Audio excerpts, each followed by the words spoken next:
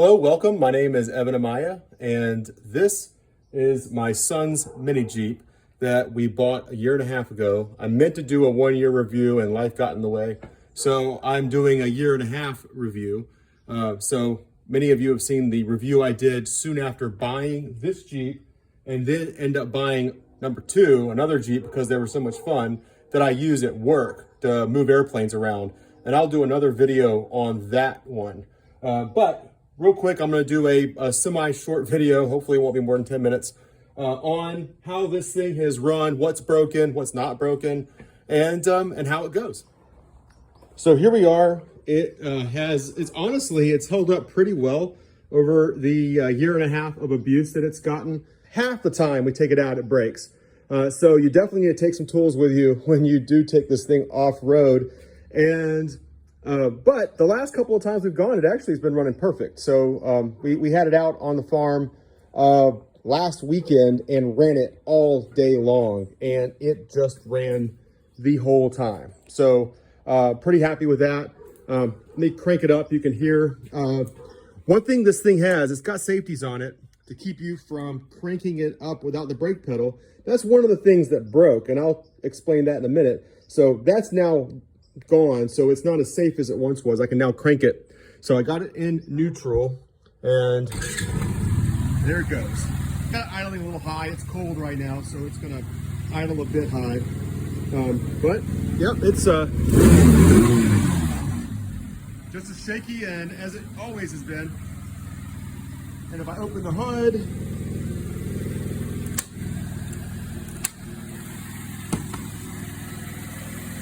there she is.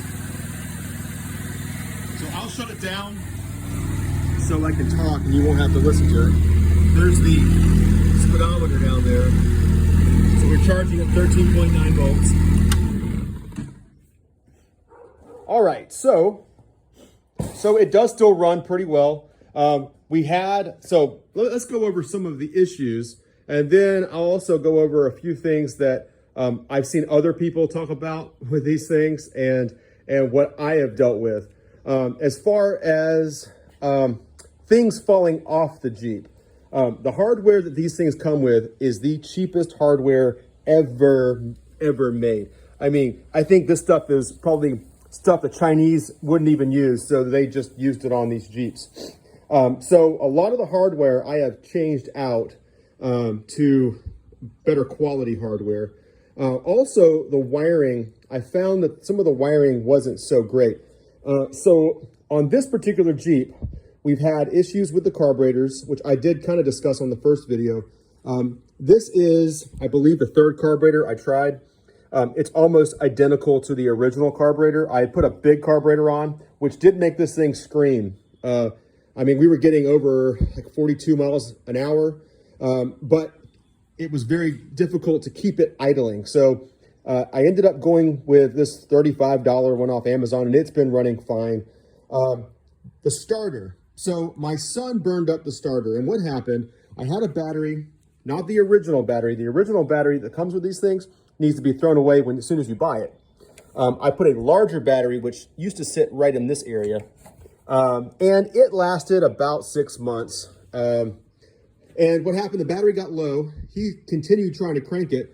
As the voltage drops, the current increases, and the wire going to the starter, the original wiring, was a very small gauge, and it burned the starter up. So had to put a new starter on. So I don't know if I would put that up to the cheap Chinese knockoff Honda engine parts. I think that's partly a 12-year-old not knowing what they're doing. So that starter, this was the upgraded version. I think it was $22. The standard one is like $12. This stuff is so cheap. And then I just found some wire laying around the shop. So it's not automotive wire, but it's way heavier than it needs to be, going to the solenoid. So I ran a new ground strap and then over to the starter. Haven't had any starter issues since. I also ran, same as my Jeep I've got at the airport, I ran pretty heavy gauge wires back to the back to a 12-volt battery. This is an aircraft battery that, again, they didn't pass annual, so I end up with batteries that are mostly good, but not good enough for airplanes. So it fits nice in here. A lawnmower battery, a motorcycle battery would probably work as well. But since doing this, haven't had a single battery issue. It does still have a battery maintainer that I do plug in when it's in the garage, just to keep it topped off, which is a good idea. One other issue we had when we were off-roading, I wasn't actually there for this one. My son was out with some friends at their farm, and the brake line. So this banjo fitting here on the brake line on the front brakes came loose. And when it came loose, the hydraulic fluid leaked out. Not a big deal because you don't use the brakes on this too much, just off-roading for the most part. But the problem was it kicked this pressure switch right here that controls the starter. So he couldn't get it cranked anymore because the starter wouldn't engage.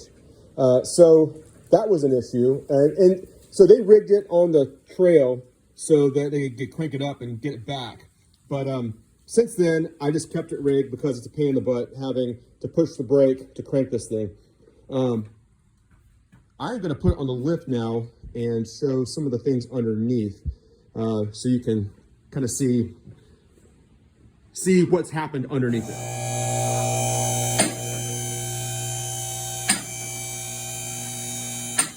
All right, before I raise it up anymore, I'll walk around and kind of show. So like this little lens cover fell off.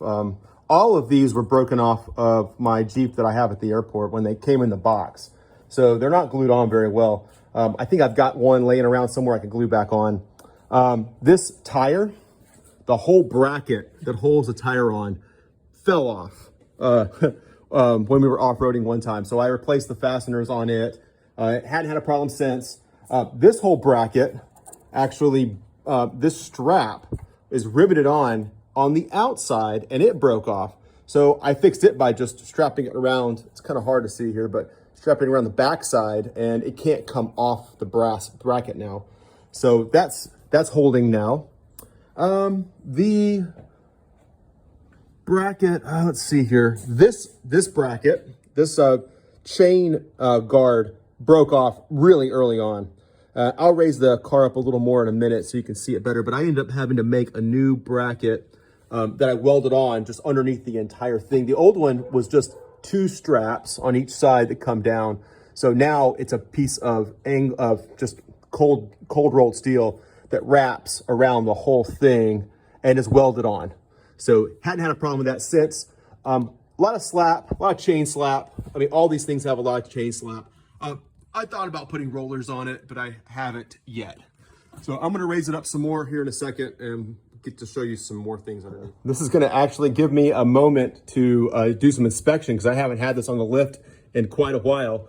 There are grease fittings on these bearings. So there's one grease fitting here, another one right down here. Haven't greased those since we got it.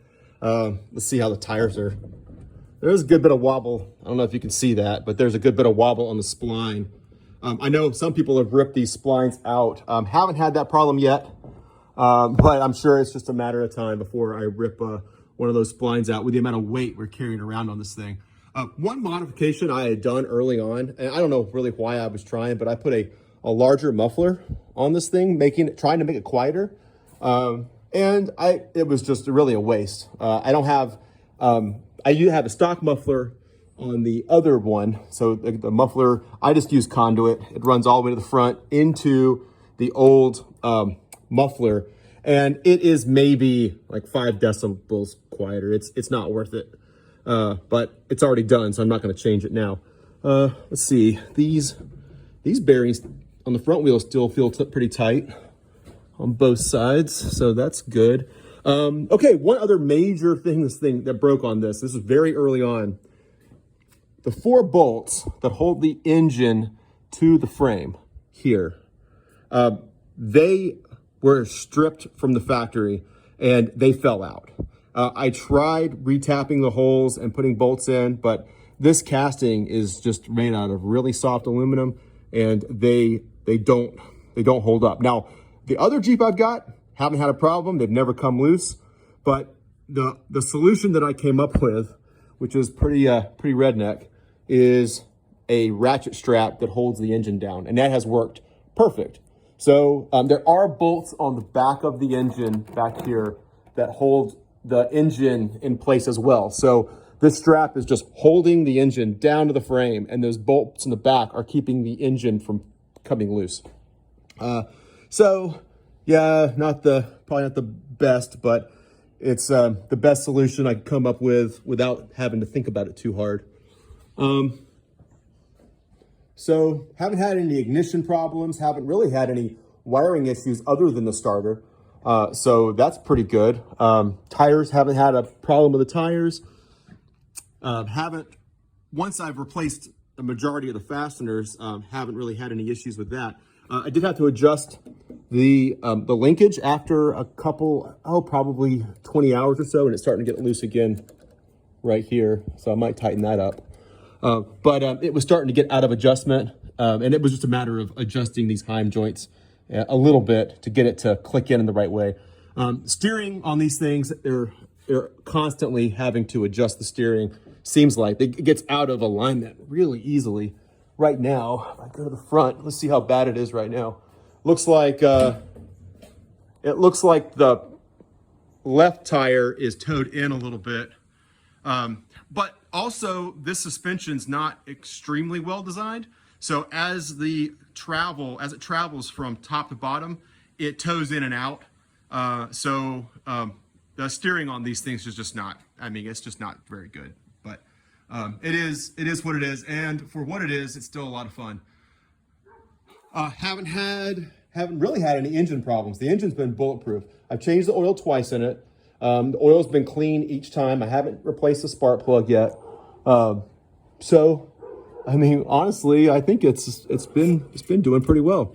I'm going to grease some of these fittings while it's up on the lift, check some tightness on things, and then go over maybe a couple of more closing points. All right, so one other point that I wanted to make, which I know other people have talked about on other YouTube videos, is the spare can. This spare fuel can is display only, but all they did to prevent you from using this is they glued this lid down, this cap.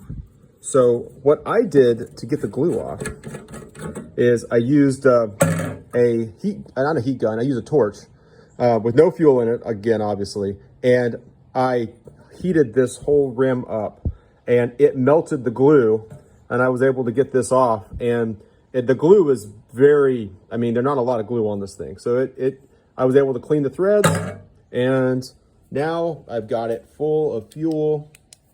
As you can probably see in there, it's full. I did coat this, the tank is pretty cheap, as you could imagine, being Chinese. I coated it with a tank coating called Red Coat, and just to prevent it from rusting, because the inside of this was rusty. And then I put this string on it because my son already lost the cap once, and miraculously I found it. So put a string on it. Yeah, threads are pretty cheap, but it does hold fuel, and it does have an O-ring seal. So there you go, 10 liters. So if your tank doesn't work, then you can just heat up the glue and it'll pop off. So there's my review of the Mini Jeep after a year and a half.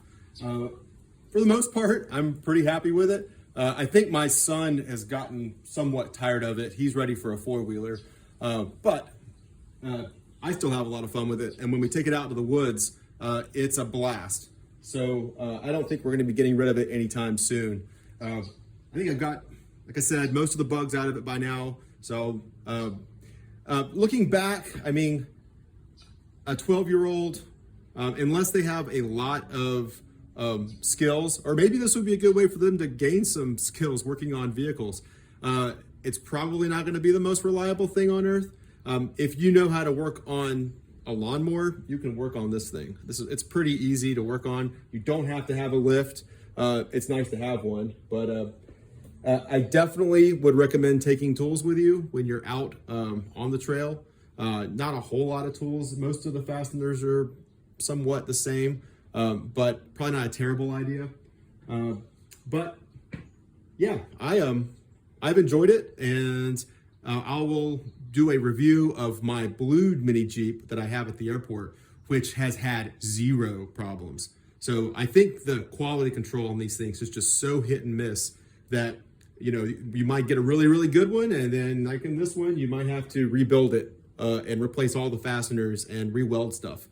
So anyway, I'm going to be adding some other B-reel to this whole video so you can see it in action and us using the winch. But yeah, kind of a fun little toy. Thanks a lot. All right, let's crank this thing up.